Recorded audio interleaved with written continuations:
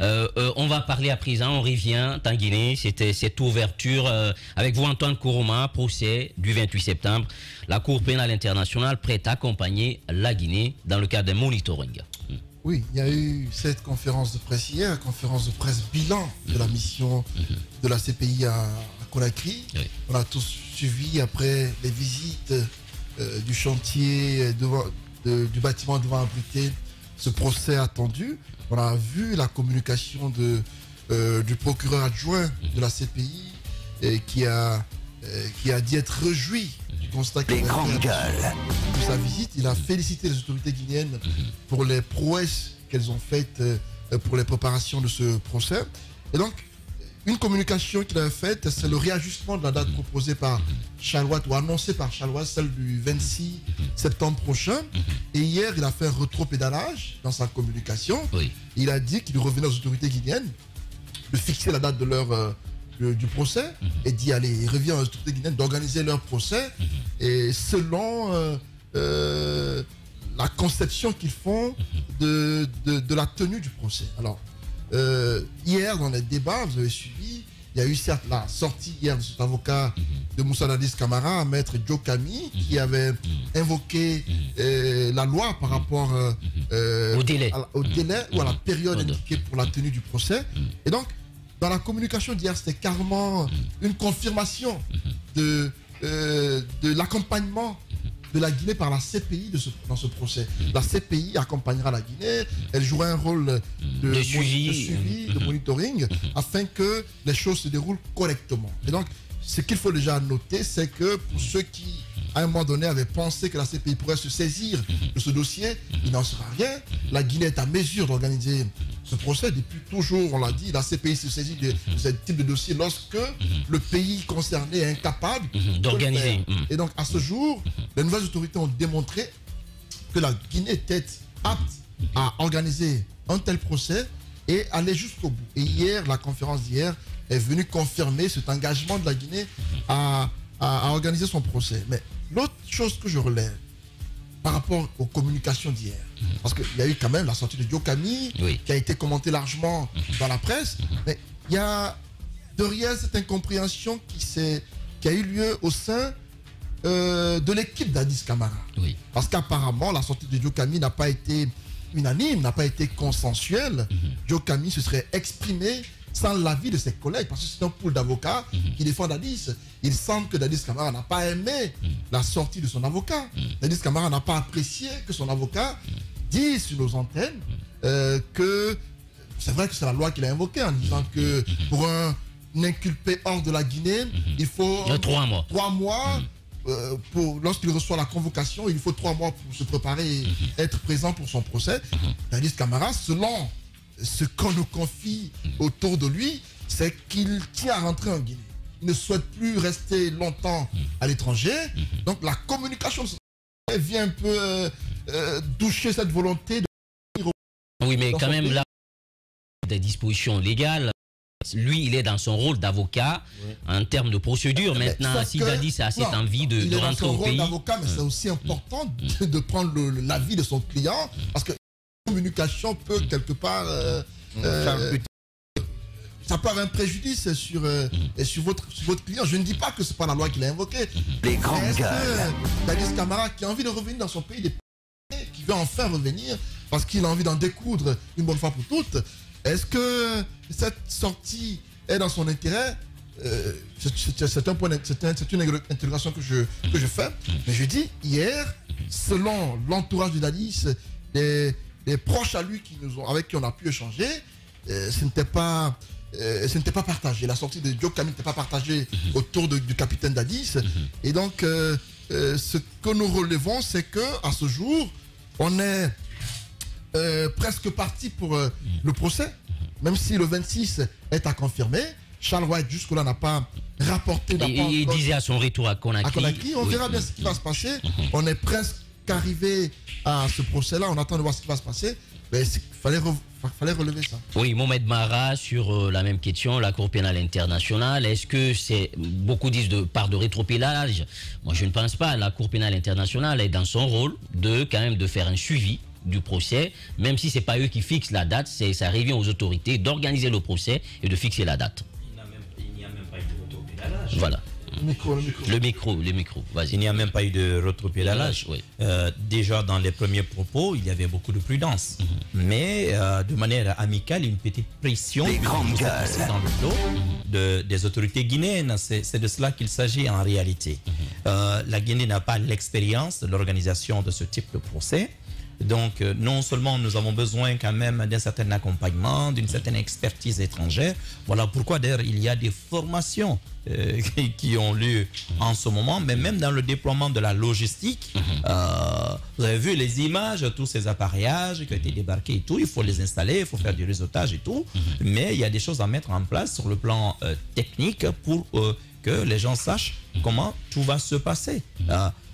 Je pense que la CPI est dans son rôle. Ne l'oubliez pas, il n'y a pas encore très longtemps, la Guinée ne semblait pas donner beaucoup de signes de volonté d'organiser ce procès. On a quand même passé plus de 10 ans sans que les choses ne bougent véritablement.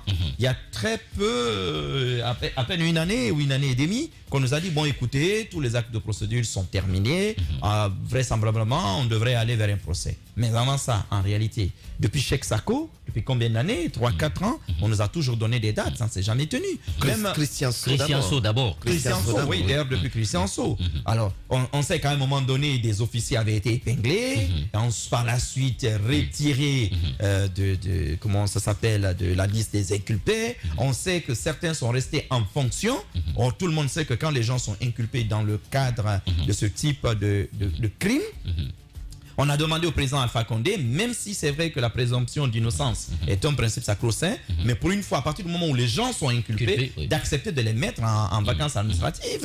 Au moins, on a demandé cela. Ça n'a jamais été le cas. Vous avez vu récemment le colonel Kiboro, il y a à peine quelques jours, qui a été, lui, saisi du côté de l'aéroport pour son retour. À quelques semaines, à quelques encablures, j'ai envie de dire, carrément de ce procès. Donc, il y a des habitudes qui s'étaient installées. Donc, la CPI, c'est pour cela qu'une coalition guinéenne pour la CPI s'était formée. Malheureusement, d'ailleurs, il y a eu des bisbilles autour de cette question. Dans les rangs même de la défense des victimes, oui, il y a eu dissension. Certains avocats ont été dessaisis des dossiers. Et pour le dossier d'Addis Camara, je n'aimerais pas aller long. Je ne voudrais pas être long là-dessus. Mais...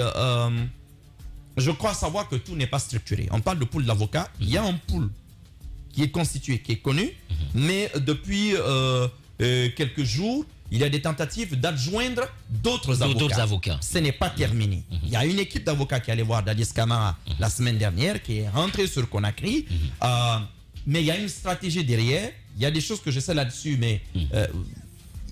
il y a de ces choses, vous ne pouvez pas en parler aussi librement quand le moment n'est pas venu, lorsque votre source ne vous le permet pas. Mais je peux vous dire que pour l'instant, celui qui tient le dossier d'Addis depuis 13 ans, c'est quand même Maître Jean-Baptiste Jokame Rabat. D'autres avocats dont on parle viennent à peine d'entrer dans le dossier et je ne suis même pas certain qu'ils aient encore reçu le dossier, qu'ils aient encore été, que leur constitution ait encore été signifiée d'ailleurs au tribunal.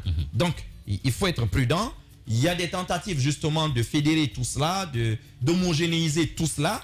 Ce que je sais, personnellement, je vous l'ai dit, Addis veut rentrer. C'est une évidence. Il a dit et il a réitéré. Jokame, attention, Maître Jokame s'est énormément battu pour que ce procès ait lieu. Ce que j'ai cru comprendre dans sa communication, ce n'est pas qu'il ne veut pas que son client rentre, alors là, pas du tout. Mais il a soulevé des points de droit. Et vous avez suivi derrière Maître...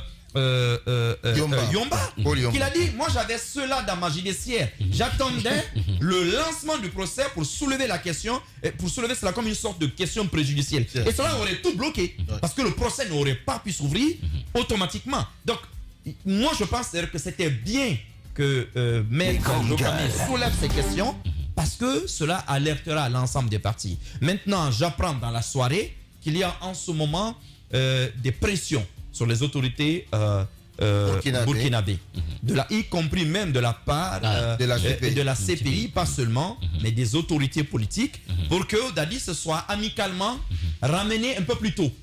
Mais je pense que si cela est fait, il n'y aura pas de problème, parce que Addis lui-même aimerait rentrer beaucoup plus tôt.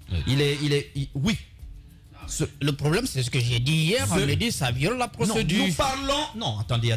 Il ne faut pas faire d'amalgame. Attention, il ne faut pas faire d'amalgame. Non. J'ai soulevé cette hypothèse avec Maître DSA à la fin de son intervention. C'est-à-dire qu'un retour volontaire de Dadis Camara faciliterait des choses. Un Dadis Camara qui viendrait à Conakry et se présenterait devant ces juges, automatiquement pourrait être servi à Conakry. Mais on n'est pas encore dans le cas d'espèce. Tant que Dadis est à Ouagadougou, c'est une évidence. Les actes de procédure doivent être cités à Ouagadougou. Moi, ce que je ne comprends pas, Mohamed Mara, si tu me permets, je ne comprends pas qu'on me dise qu'il y a une pression, une quelconque pression sur les autorités burkinabées, dès lors que Dadis Camara lui-même exprime vraiment le désir de rentrer. Parce que moi, j'ai eu quand même un entretien avec Moussa Dadis Camara. Non, le problème, c'est pas si simple. Voilà. Les mouvements de Dadis, Dadis n'est pas libre de ses mouvements. Ne l'oubliez jamais. Tous les déplacements de Dadis sont d'abord sujets à validation par les autorités burkinabées. Attention, il y a des accords, il y a un aspect diplomatique, il y a un aspect judiciaire à cette affaire et un aspect politique. Il ne faut pas oublier cette dimension. Dadis ne se lève pas comme ça du jour au lendemain pour monter à bord d'un avion. Je ne crois même pas qu'une compagnie d'aviation civile une compagnie commerciale pourrait vendre un ticket à Dadis Camara sans justement que tout cela ne soit fait. Il y a un regard, même à l'international. Il y a des paramètres. Voilà, Dadis peut rentrer, mais vous avez vu même son retour.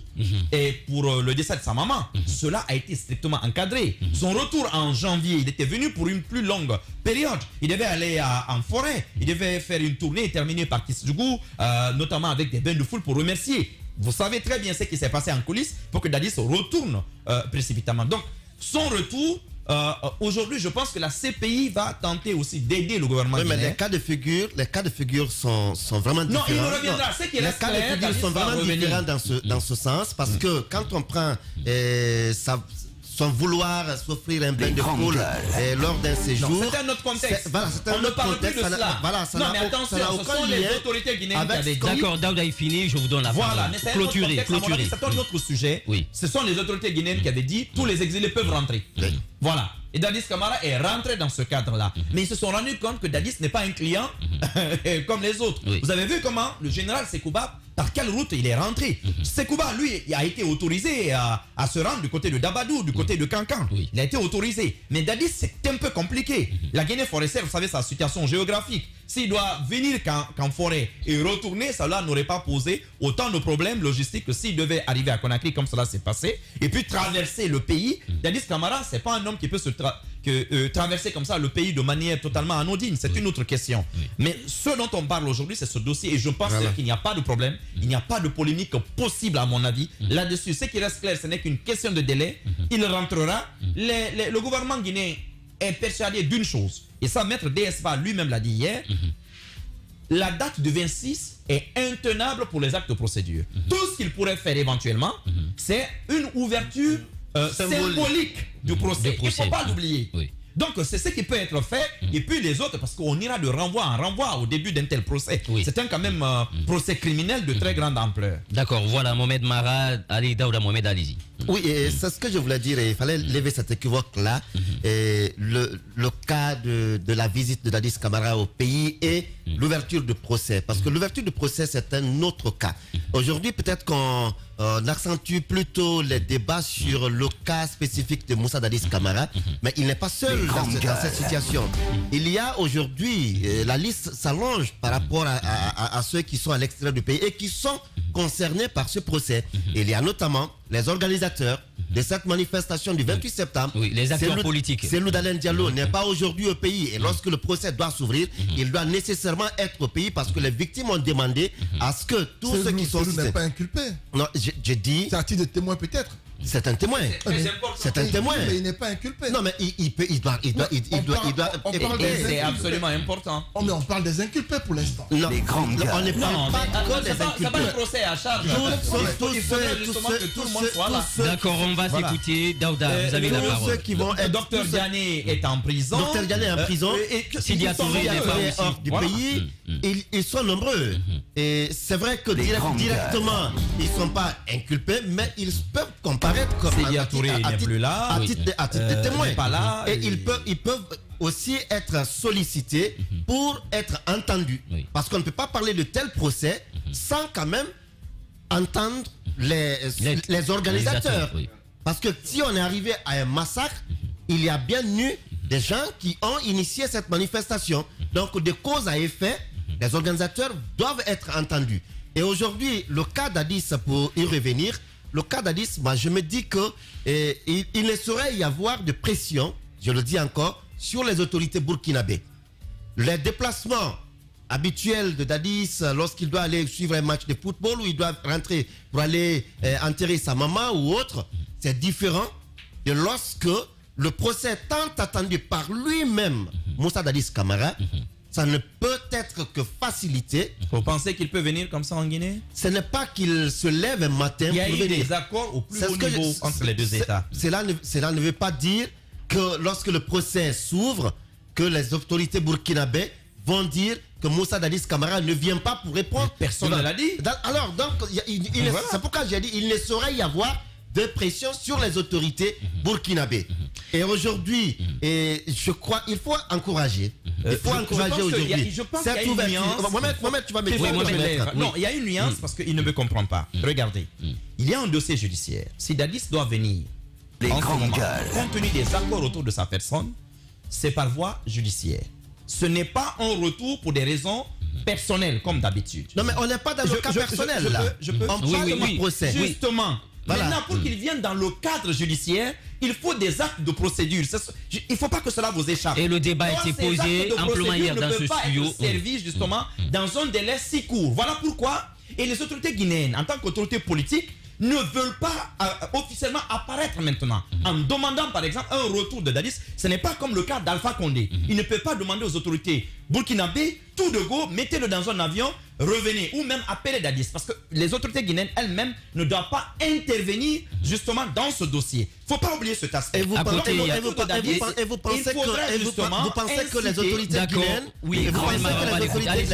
guinéennes ne savent pas tout cela, ne sont pas les autorités actuelles qui n'étaient pas au pouvoir en 2009, en 2010. Je donne madame au chat, vous pensez qu'ils ne sont pas. Allez, Non, non, allez, on dit la même chose. Voilà, c'est un rappel, mais je me dis que aujourd'hui, la volonté étant exprimée par Moussa Dadis Camara et les autorités s'engageant à aller vers la tenue de ce procès, le 26 annoncé qu'il n'est que probable pour l'instant, et ça ne peut être que cérémonial. Cérémonial et la procédure qui doit suivre ou qui doit être engagée pour le retour et de Dadis et de Sekouba Konaté et toute autre personne impliquée dans cette situation. La procédure peut être engagée et cela peut être suivi. Vous savez que pour permettre à chacun... fait partie des victimes, donc qui ont porté plainte. Oui, ça, on en parlera. Allez-y, va clôturer. Pour vous rejoindre, vous avez pleinement raison. Voilà. Il n'y a pas que Dadis dans cette histoire-là. Il y a une partie, ceux qui sont entendus, les témoins, on sait, il y a aussi des victimes qui ne sont pas dans le pays. Allez, Jacques Léo Aleno, sur la même lancée, procès symbolique pour le 26, en attendant que tout soit mis en place. Oui, vous savez, je reviens sur ce que je disais hier. La loi est certes claire. Nous ne la contestons pas. La procédure indique clairement que lorsque la personne est à l'étranger, il faut 3 mois. Nous avons lu la loi. Mais la loi donne quand même des possibilités, il me semble, puisque j'ai bien écouté Maître Joe Kame qui dit qu'il est l'avocat. Il a donné une adresse par 2 fois du côté de Ouagadougou où Dadis se retrouve. Mais il a la possibilité de changer cette adresse en tant qu'avocat lorsque, bien entendu, son client change de domicile.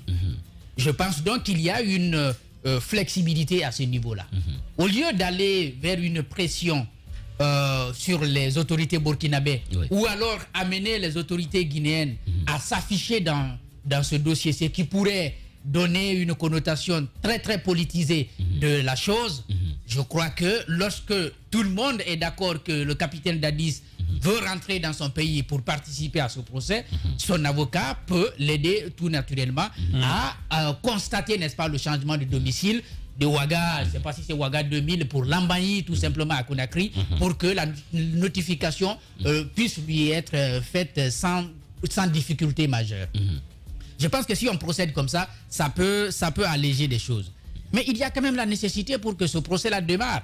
Peut-être pas le 26 forcément parce que le temps file. Mais si on ne procède pas comme ça par... je dirais pas des arrangements, mais par des mécanismes qui peuvent quand même permettre d'accélérer des choses. Même les 3 mois dont on parle, nous, en parlant, on va viser décembre, mais ça peut aller au-delà parce que jusqu'aujourd'hui, rien n'a commencé. Donc ça peut aller en janvier, ça peut aller en février et peut-être jamais, malgré l'espoir que ça a suscité actuellement. Je pense qu'il y a nécessité aujourd'hui pour que ça démarre, parce que si ça démarre, il y a beaucoup d'autres choses qui peuvent être réglées très facilement pour que la loi soit respectée, pour que les accusés puissent répondre. Dadis, c'est vrai qu'il est le personnage central de toute cette histoire. Justement, mais puisqu'au moment des faits, c'était le président de la transition en termes de responsabilité, d'imputabilité. Mais il n'est pas seul. Il y a quand même quelques-uns qui sont au pays, qui étaient aussi à des niveaux de responsabilité très élevés. Toumba Diakité qui est en prison, il est accusé d'avoir été celui qui a été au stade. Le colonel Tchegoro également. Donc tous ceux-ci sont là. Claude Vivi, je crois le général Mathurin, je ne sais pas pourquoi. Donc toutes ces personnes-là sont dans ce pays. Mathurin avait été retiré de la liste. Il a été retiré. Voilà, et surtout n'oubliez pas que... Donc, le personnage central, c'est le capitaine Dadis. Pour lui, il faut faire quand même... il faut mettre en œuvre quelques... Les grandes gueules. En tout cas, il faut activer une machine qui peut soulager à la fois le capitaine Dadis, parce qu'il veut rentrer, mais permettre aussi au procès de démarrer. Et il faut rappeler que Michel Guilavogui, Marcel Cessé, ils sont en détention. Depuis 12 ans. Depuis 12 ans maintenant, en détention par rapport à ce procès. Et malgré leur état de santé. Leur état de santé. Son neveu, lui, il a été gravement malade par moment et il souffre d'une maladie quand même assez chronique. Ce sont des gens qui ont besoin de soins et tout, mais une détention de 12 ans, vous imaginez, sans être présent, sans avoir droit à un procès, je trouve que quelque part, il y a quelque chose d'inique quand même dans cette situation. Justement. Parce que même quand vous lisez les textes guinéens, notamment le code de procédure pénale, même dans les cas extrêmes de terrorisme, la détention provisoire ne saurait excéder 2 ans. 2 ans, oui. Donc, on ne peut pas comprendre que quelqu'un soit en détention pendant 12 ans et que les autorités ne fassent aucun effort pour les juger. À la limite, ce sont des gens dans un autre pays qui aurait pu se retourner contre l'État, assigner l'État guinéen justement pour des violations graves. Et d'ailleurs, beaucoup ont dit... Mais malheureusement, vous savez, il y a une telle implication internationale dans ce dossier que même la CPI justement ferme les yeux sur ces violations quand même qui sont flagrantes. Maintenant, cela n'enlève en rien l'horreur de ce qui s'est passé dans le pays. Mais encore une fois, il ne faut pas, parce qu'on veut punir, faire des entorses à la loi. D'accord. Des menus frétins, comme l'a dit leur avocat, ils sont en détention. Les gros poissons se promènent dans la nature, c'est ce qu'il a dit hier. Djibril, ouverture symbolique où il faut être dans l'esprit de la loi. Si vous voulez mon avis sur la question, je pense que Charles Wright a voulu condescendre au désir sincère, certes, mais au désir sincère, certes, du président de la transition en annonçant cette date. Mais je pense que cette annonce du 26 septembre a un effet, cette date du 26 septembre a un effet d'annonce. Pourquoi je le dis? Parce que, d'abord sur le fond, on risque d'assister à l'ouverture d'un procès avec des questions préjudicielles qui vont s'enchaîner et on va s'inscrire dans une série de report en report. Et je pense que ce n'est pas très bien pour l'image de la justice guinéenne. Deuxième chose, toujours sur la forme, je pense qu'il y a beaucoup de choses qui sont au stade du questionnement. On parle de la formation des magistrats, c'est une formation très importante qui se tient en ce moment et qui est à sa deuxième mouture, parce qu'il ne faut pas oublier qu'il y a eu une première formation sur les aspects psychologiques, psychiques des magistrats, parce que quand on vient quand même juger un ancien dirigeant qui a présidé aux destinées de la Guinée, donc on doit entendre des victimes, donc on doit être prédisposé. Oui. On doit être dans une prédisposition psychologique et mentale vraiment adéquate pour tenir un tel procès. Ensuite, se tient en ce moment cette formation sur les aspects techniques et procéduraux, notamment la procédure pénale spéciale, le droit pénal approfondi. Donc, cette formation, elle ne va pas se faire à la va-vite. Donc, on ne sait pas. On écoutait hier le porte-parole du ministère de la Sécurité qui nous indiquait... De la justice, pardon, qui nous indiquait que la formation allait prendre fin la semaine prochaine. Oui. Alors, la semaine prochaine, c'est vague. Vous voyez bien, et puis on a...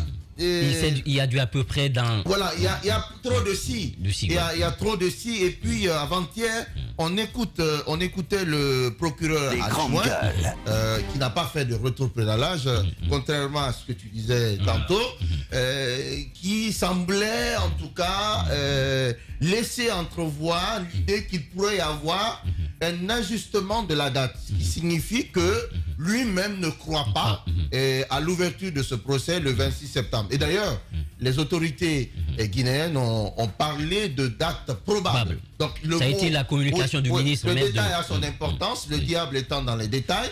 Donc, c'est extrêmement important. Donc, toute cette communication-là, sans parler bien évidemment du cas d'Addis. Je pense que le cas d'Addis, il ne faut pas faire une fixation là-dessus. Parce que en fait, le procès du 28 septembre, ce n'est pas le procès d'Addis. Ce serait une erreur de faire une fixation là-dessus. Parce que le procès du 28 septembre, c'est le procès de la répression, c'est le procès de la barbarie. Donc tout simplement, ce n'est pas le procès d'Addis. On parle d'Addis parce qu'à l'époque, c'est lui qui était aux responsabilités. Et autre chose que j'ai entendu dans ce studio, et là je le dis à Mara, je ne crois pas que les autorités burkinabées aient subi une telle pression. Dès lors que Dadis lui-même veut revenir dans son pays pour faire face à la justice, il n'a eu de cesse depuis des années de répéter à l'envi qu'il a son souhait de revenir en Guinée pour faire face à la justice de son pays. Et d'ailleurs sur le cas d'Addis, il y a eu... je le rappelais hier subrepticement que la justice guinéenne, à un moment donné, demandait à la justice burkinabé d'inculper Dadis sur place, ce que la justice burkinabé avait refusé à juste titre, parce que les actes d'inculpation ne peuvent être pris que par le juge d'instruction saisi du dossier et non par le juge d'instruction rogatoirement saisi. Donc, je ne pense pas à une pression des autorités guinéennes vis-à-vis des autorités burkinabées. Il faut dire que le Burkina et la Guinée ont plutôt bien collaboré sur le cas d'Addis. Et je ne vois pas pourquoi cette collaboration ne continuerait pas sur les meilleurs auspices. Surtout qu'un procès très attendu s'annonce, même si moi, pour vous dire en clair, je ne crois pas que ce procès s'ouvrira. Je le dis, je ne crois pas que ce procès s'ouvrira. Non, je n'ai pas dit jamais. Jamais, c'est un mot que je n'aime pas souvent utiliser, mais au stade où en sont les choses. Parce qu'il y a beaucoup de choses, il y a beaucoup d'implications. Beaucoup de sujets en questionnement. Si Dadis, s'il y a ça... Moi, je pense qu'il y a des mesquineries quelque part. Oui, non, en fait, je ne suis pas en train de faire du juridisme absolu. Non, pas du tout. Je suis en train d'être pragmatique, d'être réaliste. La réalité, elle sort aux yeux. Alors, le problème que nous avions au départ était d'ordre infrastructurel. Et aujourd'hui, ce problème, il est réglé. Et puis, non, mais attends, il n'est pas réglé à 100%. Pas à 100%, mais on parle de 90% des travaux. On ne sait pas quand ces travaux seront à 100%. Ça a beaucoup avancé. Deuxième chose, il y a des problèmes logistiques. Il y a des problèmes logistiques. La question sécuritaire aussi. La question sécuritaire, la question de la protection des témoins. Ça veut donc dire que vous ne croyez pas ce que le porte-parole du ministère de la Justice a dit hier. Voilà, vous l'avez compris. Le porte-parole du ministère de la Justice, très rapidement, fait... disons de la communication. Mais c'est ce que j'ai dit, vous ne croyez pas. Sa communication est bien orientée, elle est structurée, elle est canalisée. C'est pas une communication tirée par les cheveux. Est-ce qu'on est obligé d'y croire? Moi, je pense qu'au stade où en sont les choses, je dis non. je veux que ce procès se tienne comme tous les Guinéens, comme toutes les victimes de ce massacre, de cet événement sans commune mesure en termes de barbarie. On n'a jamais C'est quand vu même ça. 155 Mais je ne veux pas non plus, je ne veux pas non plus qu'on fasse un procès dans la précipitation, qu'on tienne un procès à la va que je te pousse. Non, je veux qu'on tienne un procès, mais qu'on le fasse pour donner en quelque sorte, parce que le procès du 28 septembre, c'est aussi le procès de la justice guinéenne. Oui. Parce que la justice guinéenne va être sur mise en les avant. projecteurs, va être sur les projecteurs de la communauté internationale. La CPI sera là, d'autres pays, parce que la Guinée n'a pas l'expérience de ce type de procès, d'autres pays, la Guinée va servir de point de mire à d'autres pays. Donc il est important que la Guinée soit prête sur tous les aspects. Qu'on mette les petits plats dans les grands pour... Voilà, exactement, pour que ce procès se tienne et que la Guinée et que la justice guinéenne surmine d'audace, enfin, donne une image qu'on attendait depuis belle lurette. Voilà, vous l'avez compris, Mohamed Djibril Camara. On va marquer une courte pause, on se retrouve dans un court instant pour continuer le débat.